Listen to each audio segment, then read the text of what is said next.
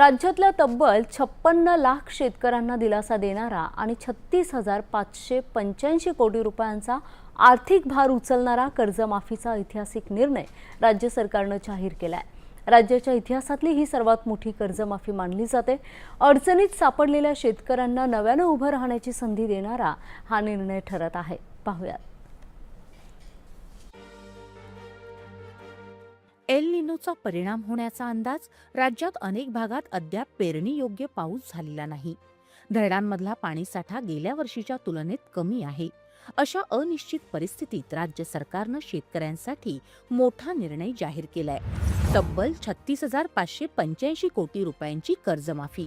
या निर्णयाचा लाभ राज्यातल्या सुमारे 56 लाख शेतकऱ्यांना होणार आहे। विशेष म्हणजे कोणतीही निवडणूक नसताना शेतकऱ्यांना दिलासा देण्यासाठी हा निर्णय घेण्यात आल्याचं मुख्यमंत्री देवेंद्र फडणवीस यांनी स्पष्ट केलं। राज्याच्या इतिहासातील ही सर्वात मोठी कर्जमाफी असल्याचं त्यांनी सांगितलं। मात्र हा निर्णय एका दिवसात झालेला नाही। कर्जमाफीची गरज, तिचे आर्थिक परिणाम, बँकिंग व्यवस्थेवर होणारा परिणाम आणि शेतकऱ्यांना मिळणारा प्रत्यक्ष फायदा याचा अभ्यास करण्यासाठी राज्य सरकारनं तज्ञ समिती नेमली होती। समितीच्या अहवालानंतर कर्जमाफीचे निकष निश्चित करण्यात आले। यानंतर मुख्यमंत्री, दोन्ही उपमुख्यमंत्री आणि संबंधित मंत्र्यांची उपसमिती स्थापन करण्यात आली। कर्जमाफीच्या अंमलबजावणीत कोणत्याही पात्र शेतकऱ्यावर अन्याय होऊ नये आणि आवश्यक बदल तातडीनं करता यावेत यासाठी या उपसमितीला अधिकारही देण्यात आले।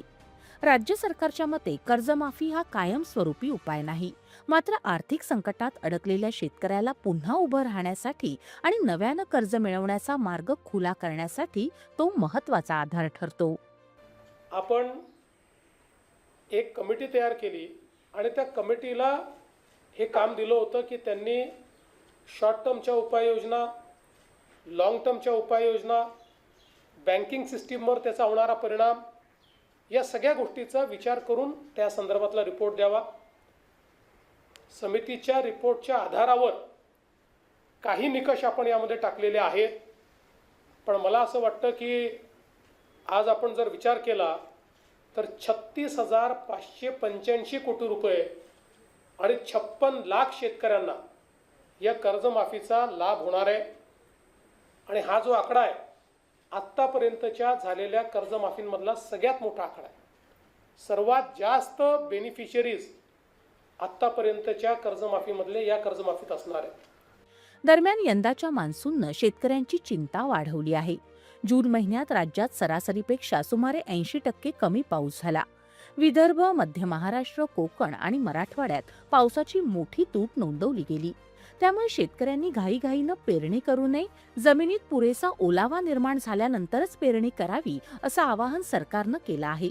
मात्र या कर्जमाफीच्या घोषणेसोबतच आणखी एक महत्त्वाचा निर्णय राज्य सरकारनं जाहीर केला आहे।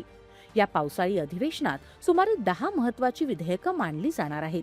त्यापैकी सर्वाधिक चर्चेचं विधेयक म्हणजे महिला शेतकऱ्यांना कायदेशीर शेतकरी दर्जा देणारं विधेयक। आजही शेतीतल्या बहुतांश कामांमध्ये महिलांचा मोठा वाटा असतो, मात्र जमीन त्यांच्या नावावर नसल्यामुळे अनेक महिला शासकीय नोंदींमध्ये शेतकरी म्हणून गणल्या जात नाहीत। परिणामी त्यांना अनेक योजनांचा लाभ घेण्यात अडचणी निर्माण होतात। नव्या कायद्यामुळे महिला शेतकऱ्यांना अधिकृत शेतकरी म्हणून मान्यता मिळण्याचा मार्ग मोकळा होणार आहे। कर्ज, अनुदान, प्रशिक्षण, विमा आणि इतर शासकीय योजनांपर्यंत त्यांचा प्रवेश अधिक सुलभ होईल। एकीकडे 56 लाख शेतकऱ्यांसाठी राज्यातली सर्वात मोठी कर्जमाफी आणि दुसरीकडे महिला शेतकऱ्यांना स्वतंत्र ओळख आणि हक्क देण्याची तयारी। पावसाच्या अनिश्चिततेच्या पार्श्वभूमीवर राज्य सरकारनं घेतलेले हे 2 निर्णय केवळ तात्पुरता दिलासा देणारे नाहीत, तर ग्रामीण अर्थव्यवस्था अधिक सक्षम करण्याच्या दिशेनं टाकलेलं महत्त्वाचं पाऊल मानलं जात आहे।